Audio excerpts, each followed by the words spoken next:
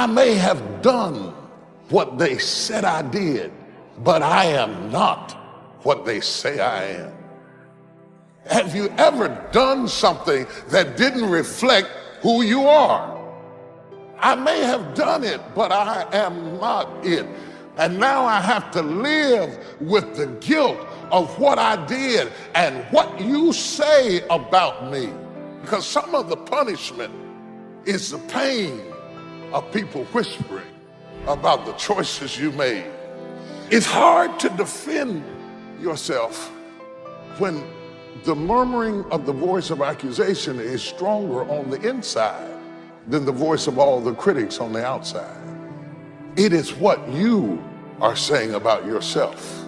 See, one of the things that we do with guilt, because it is such a heavy burden to carry, so what we do is we change the narrative of what happened to make the memory more palatable.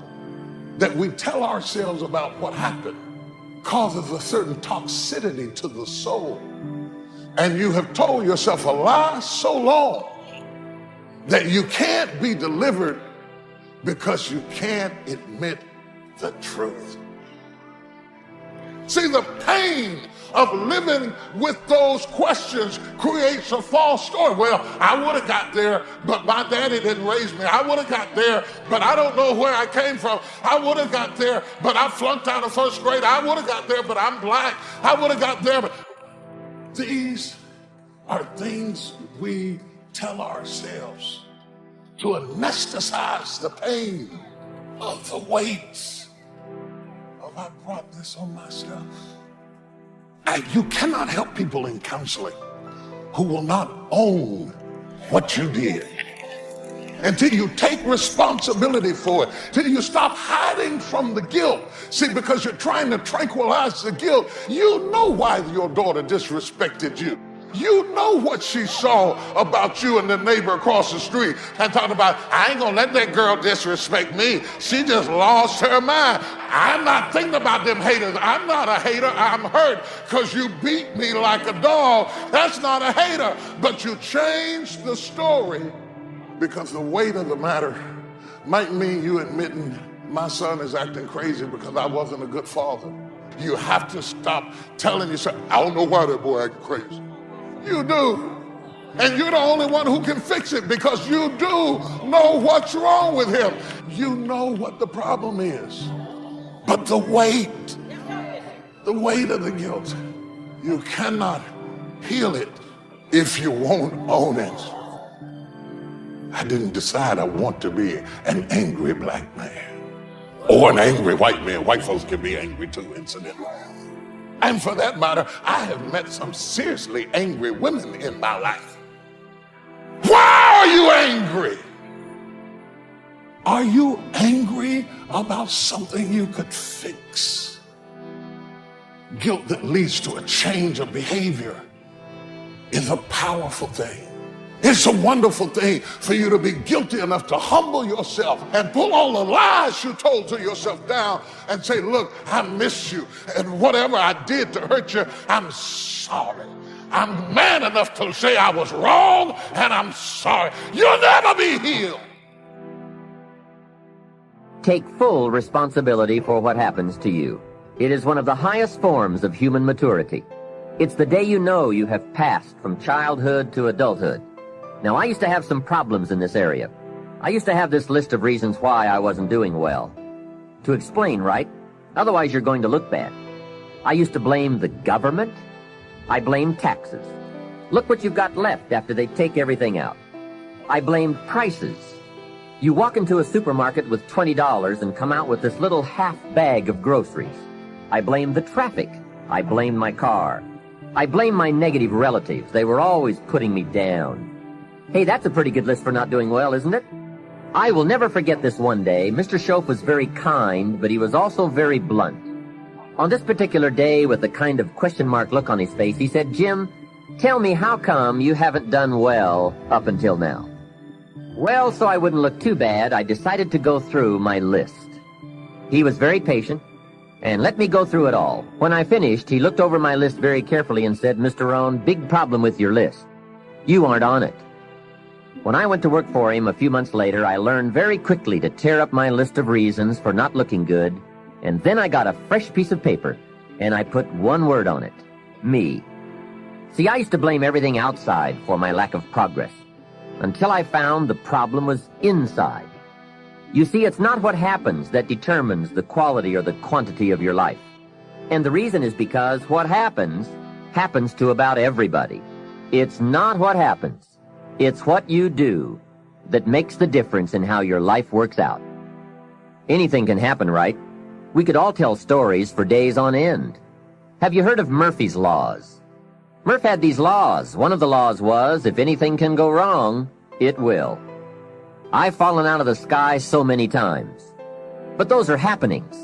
The big question is, what are you going to do about it?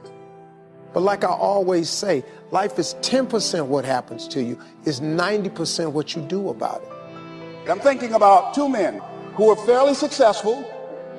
They worked for a corporation for many years, and they were among many people that were laid off. And they faced disappointment. They couldn't find any work. One guy stopped. He stayed home looking at television, getting on the phone, talking to his other negative unemployed friends, and he just gave up. The other guy kept looking for a job everywhere he could go. He kept going, he kept going. He went to a place and said, "Look here, I tell you what, if you can't hire me, just let me do some volunteer work. You don't have to give me anything."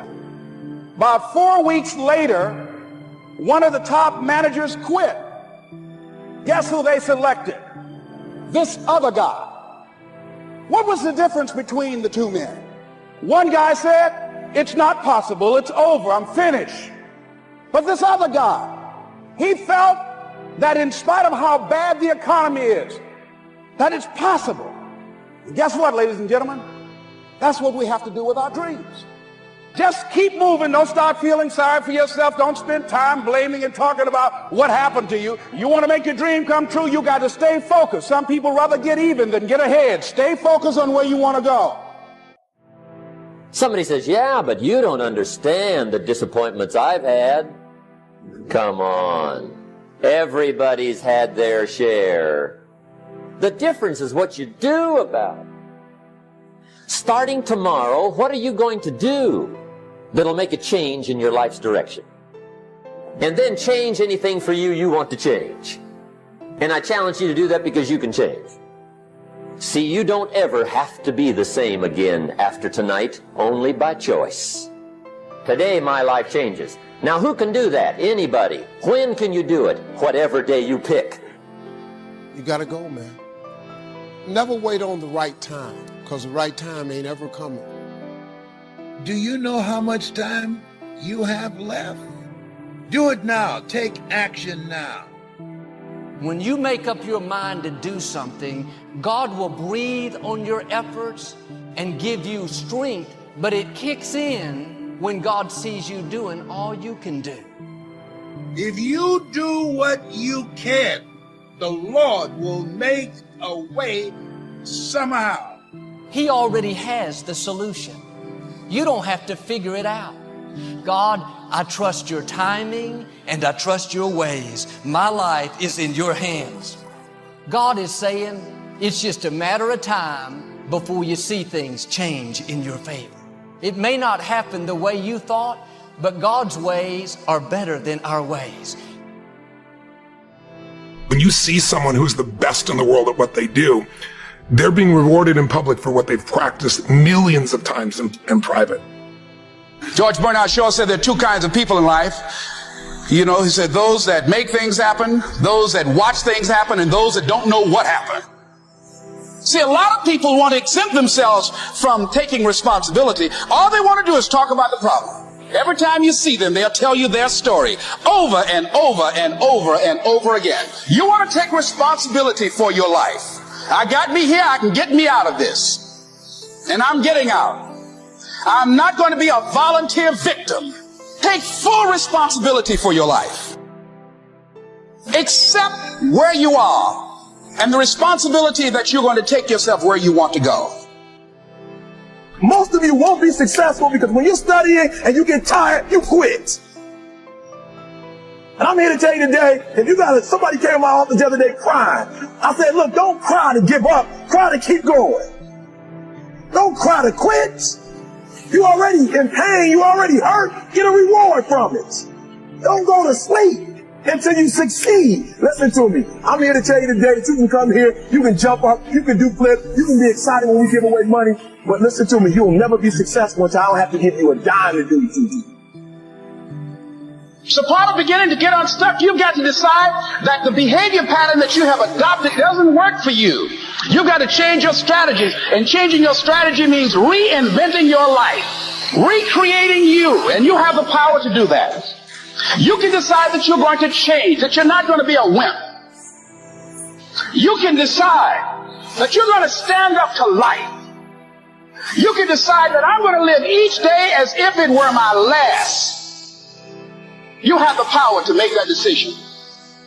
You can decide, I'm going to work on myself and develop myself. I'm going to empower me. And all of these things that are happening to me right now, they're just temporary inconveniences. They're not stronger than I am. I'm in charge here. You have to tap into suffering every day of your life because there's so much scarring that we have to clean up. You ever look at suffering as almost like I look at failure? To succeed, you must fail.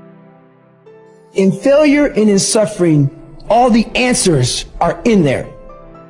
No matter what you face, no matter how bad it is going to be, when there is a challenge, and by a challenge I mean anything in life, any challenge, anything that you're facing, the only way to overcome the challenges that you face is to start walking. Take that step every day, no matter what you are facing. Get up and start walking. You can't give away what you don't have. Now, it sounds ridiculous, okay? But it's more than what meets the ear as you hear this. You can't give away what you don't have. People who are not good at giving away love can't give away love because they don't have it to give away. If I want to give you a dozen oranges, I can't give you those dozen oranges unless I go out and pick up 12 oranges someplace. Otherwise, all it is just empty rhetoric. And the same thing is true of virtually everything in your life. You can't give away love for others if you don't have love in here to give away.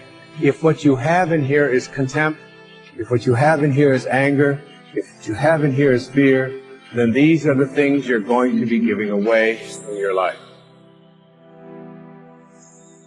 There are many ways to get the things that we want for ourselves in our lives. But basically, it all begins with how we choose to think.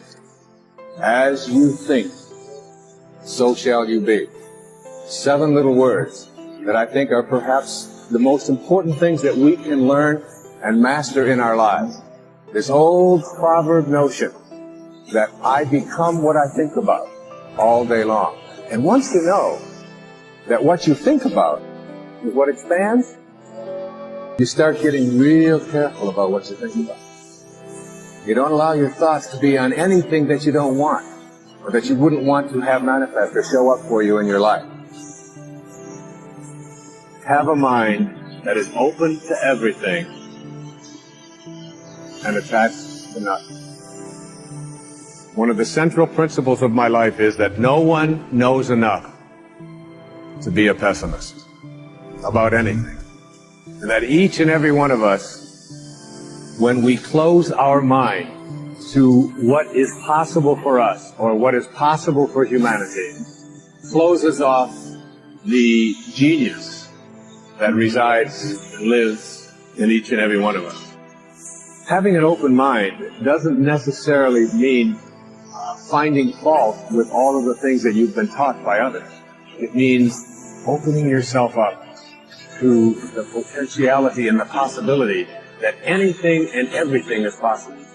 So having a mind that is open to everything and attached to nothing really means finding within ourselves the ability to get rid of a trait that I find so common in contemporary world.